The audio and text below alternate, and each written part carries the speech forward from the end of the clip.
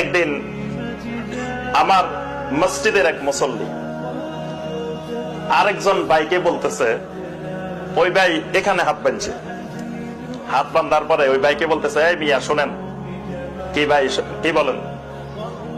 আপনি কি আলে হাদিস হয়ে গেছেন নাকি? আপনি এখানে হাত বাঁধলেন কেন? আচ্ছা, ওই ভাই কয়, ভাই আমি আলে হাদিস তো বুঝি না, কিন্তু মক্কা মদিনার ইমামদেরকে, বিশ্বের বড় বড় আলেমদেরকে আমি দেখছি এখানে হাত বাঁধতে, এই জন্য আমিও বাঁধি। কয় না, তারা বাঁধলে হবে না, আপনি আলে হাদিস হয়ে গেছেন। আমার সামনে বলছে, আমি শুনে রয়েছি। আমি কই ঠিক আছে, আজকে বলেন, আজকে আর কিছু বলবো না এখানে।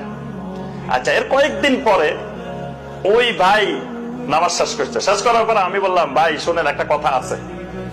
কি কথা ভাই? হুজুর বলেন। আমি বললাম, ভাই আপনি কি কাদিয়ানি হয়ে গেছেন নাকি? ভাই আপনি কাদিয়ানি হইলেন কবে? এ তো চমকে উঠছে, কি রে হুজুরে কি কয় আমি কাদিয়ানি হয়েছি? আমি কই যে, ভাই কাদিয়ানি হয়েছেন কবে থেকে? কি বলেন, কাদিয়ানি কিভাবে হয়েছে? আমি তো কাদিয়ানি কোথাও যাই নাই, কিছু করি নাই। আমি বললাম, ভাই আমি কিন্তু কাদিয়ানিদের বক্সিবাজার যেই মসজিদ আছে ওখানে আমি একদিন গেছি।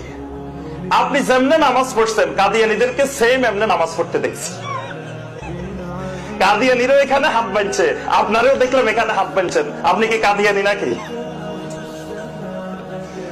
তারপর আমি বললাম যে, ভাই একদিন শিয়া মসজিদে গেছি, শিয়ারও দেখলাম এরকম বাঁধছে। সেই লোক অবাক।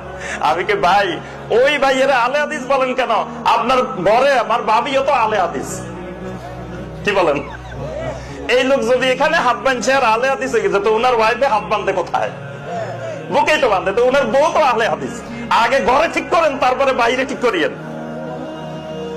আচ্ছা।